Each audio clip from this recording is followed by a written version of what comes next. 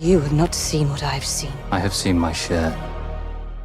You have not seen. We're headed back to Middle-earth with Lord of the Rings, The Rings of Power, which is exciting but also very overwhelming. And with elves, dwarves, men, and so many other creatures running around, it can all get confusing. But I've got you. Let's break this down with the help of the cast. Those films were a huge part of my life.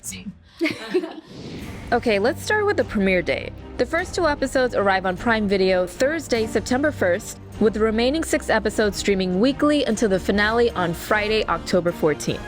Now, the show is set in the Second Age, which is thousands of years before the Fellowship gathered and argued over how to destroy the One Ring. So don't expect to see Aragorn or Gimli or any of the hobbits because Rings of Power takes place way before they were born. But we will see immortals like Elrond and Galadriel. It was really fun playing a character that you knew what she would turn into, and so it was quite fun to kind of think how far you could stretch. More on that in a bit. So it's been a few hundred years since the War of Wrath, a massive battle where elves, humans, and Valar, who are basically gods, fought against this evil guy named Morgoth. He was one of the Valar, originally called Melkor, but he wanted to rule the world, went solo, and rebranded as the first Dark Lord. Fun fact, remember this fiery guy? That's a Balrog, and Morgoth turned them to his side. You'll see them in the show. So Morgoth loses the war and that's it, right? No, because he had an apprentice, and you may have heard of him. Yes, Sauron is around, hiding out, and he'll show up in physical form. When the show begins, it's a time of peace, everything's all good, but Galadriel senses evil, and she's determined to find Sauron and destroy him. You see, her brother Finrod died in that big war, so our girl is motivated. His task is now mine. I like to think of her that she was kind of in her horror film era, and that like she knows there's badness and no one's listening to her, and she's like screaming into a void. You have fought long enough, Galadriel. Put up your sword. Along the way, she meets this mysterious guy named Halbrand, an original character created specifically for the show. So we meet Hal at a point in his life when he's realized that he sort of wants to start afresh. So we meet him on a raft in the middle of the Sundering Seas, and that is also at the point that he meets Galadriel. Moving on to other elves, we've got the High King Gil-galad, who rules the elven capital of Lindon.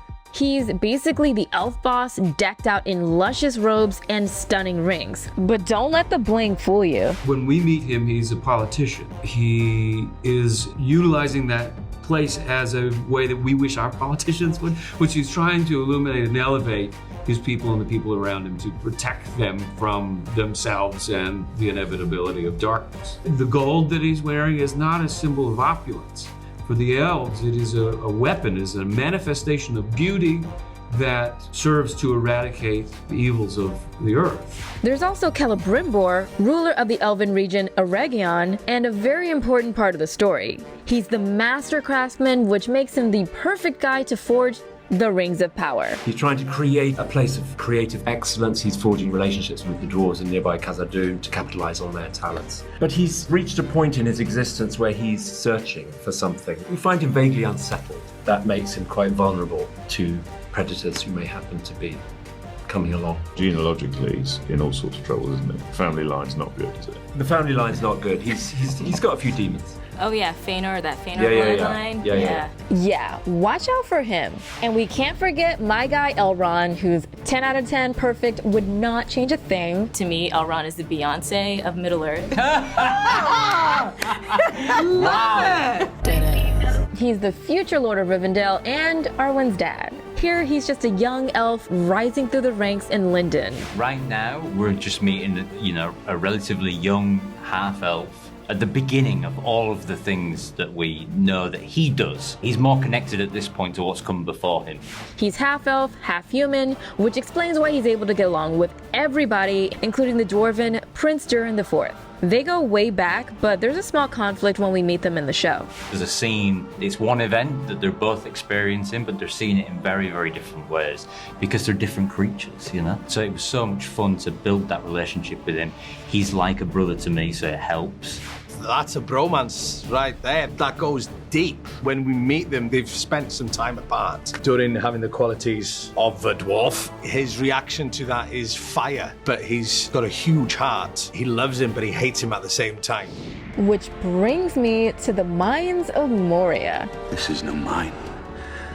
It's a tomb. Remember when the Fellowship went there and it was in ruins? Well, in the Second Age, Gimli's ancestors are thriving in the booming underground kingdom then known as Khazad-dûm. One day this will be your kingdom. Durin is married to Disa, another original character created for the show. Princess Disa. She is a powerhouse. She is a mother.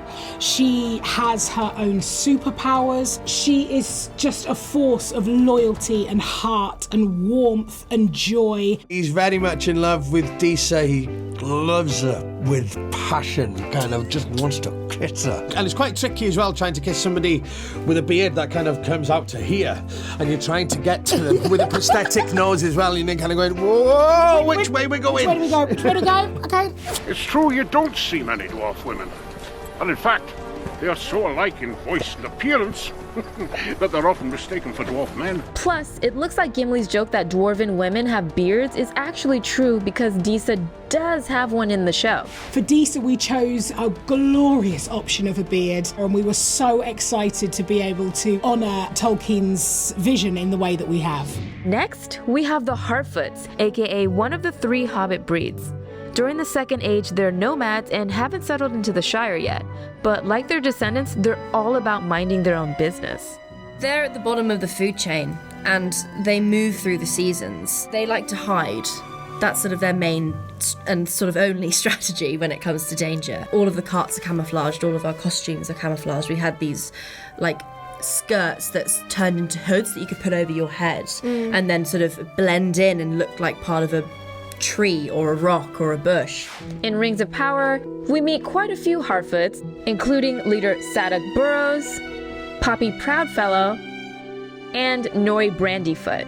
I play Nori Brandyfoot, who is a really resolute, curious, inquisitive Hartfoot. She's a bit of a troublemaker sometimes, and she's Poppy's bestest friend.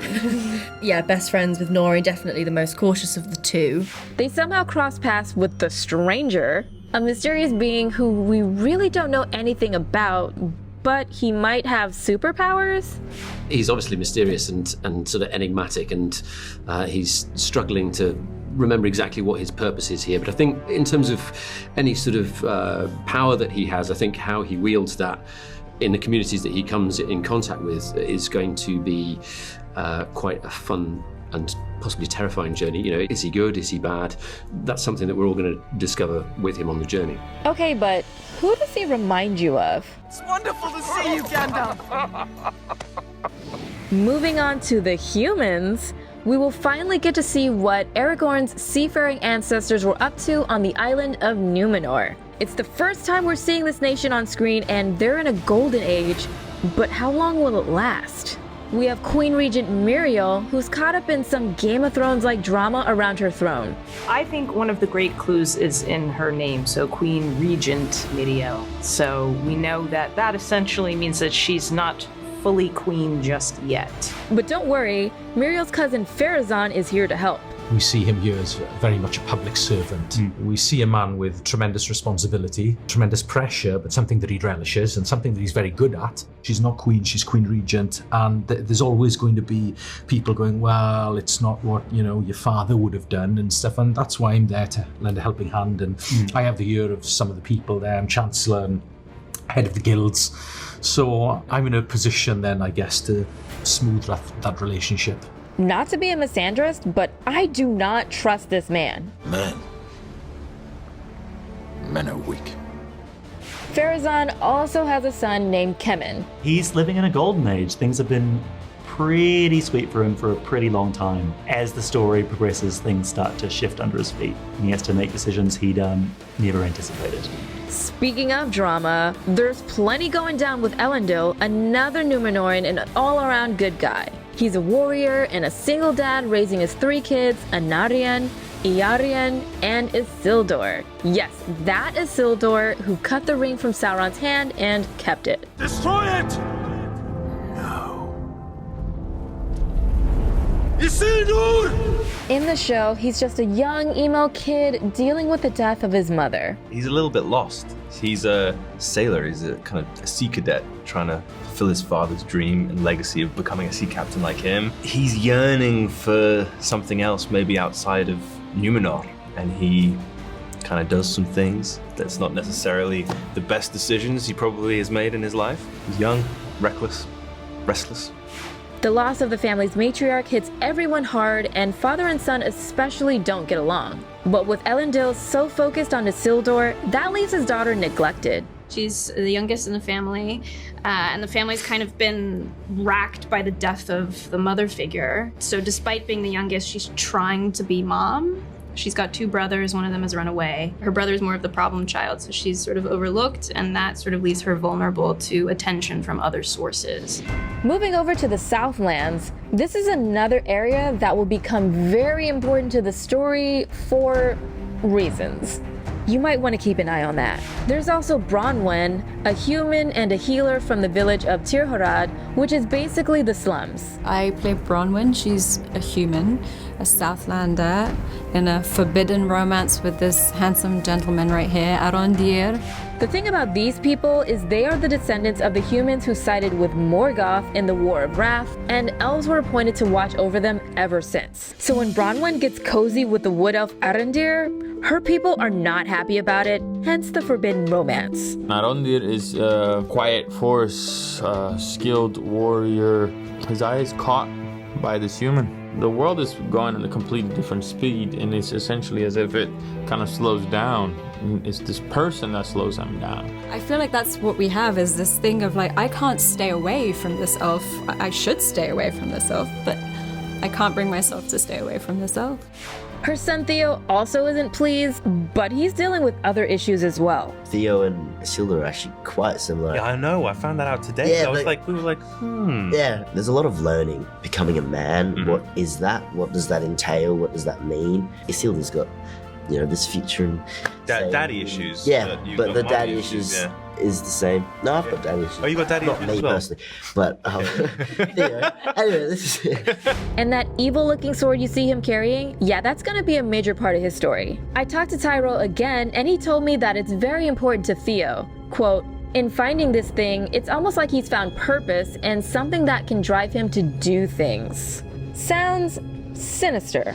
The Rings of Power was created by showrunners J.D. Payne and Patrick McKay, who also serve as executive producers. Lord of the Rings composer Howard Shore wrote the main theme, while Outlander's Bear McQuarrie scored all 8 Season 1 episodes. And now that's everything you need to dive in. Are you excited to return to Middle-earth? What do you hope to see in the show? Head to TVLine for more of my Rings of Power coverage and let me know your thoughts in the comments. For TVLine.com, I'm Keisha Hatchett.